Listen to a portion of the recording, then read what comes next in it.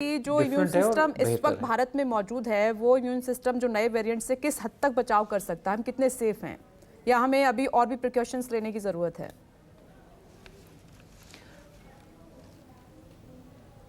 तो दो तीन चीज़ें हैं। एक तो ये मानना पड़ेगा कि ये जो सारे न्यू वेरिएंट्स आ रहे हैं ये ओमिक्रॉन के ही सब लीनेज हैं। पहले हम देखते थे कि अल्फ़ा आया, फिर कभी बीटा आया, कभी डेल्टा आया, वो नए नए वायरस के म्यूटेंट्स आ रहे थे।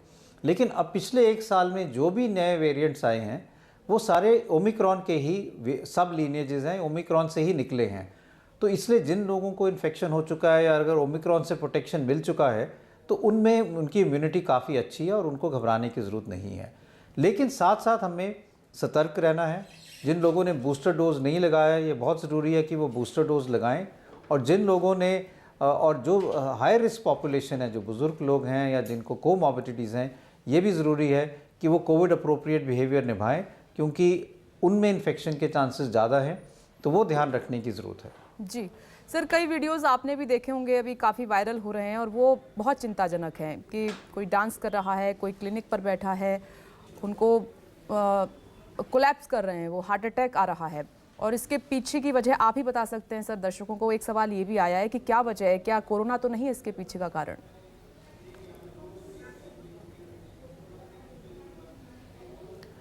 तो कई दफ़ा हम ये देखते हैं कि कोरोना कई लोगों में हार्ट की प्रॉब्लम ज़्यादा हो जाती है या फिर एकदम वो कोलैप्स कर जाते हैं यंगर एज ग्रुप में। और कई दफ़ा उनके ये पाया जाता है कि शायद उनको पहले कोविड हुआ था। लेकिन कॉज एंड इफ़ेक्ट रिलेशनशिप अभी इस्टेब्लिश नहीं हुआ है कि ये कोविड के कारण ही हुआ है या नहीं।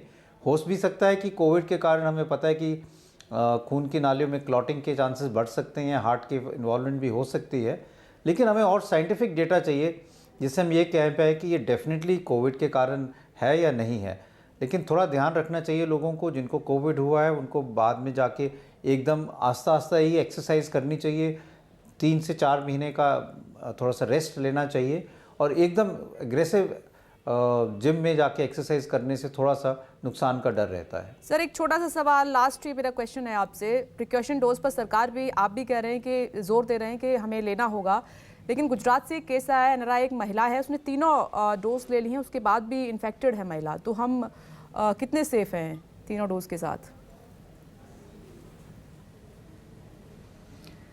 तो हमें ये समझना ज़रूरी है कि जो हम वैक्सीन लेते हैं वो हमें क्या प्रोटेक्शन देता है।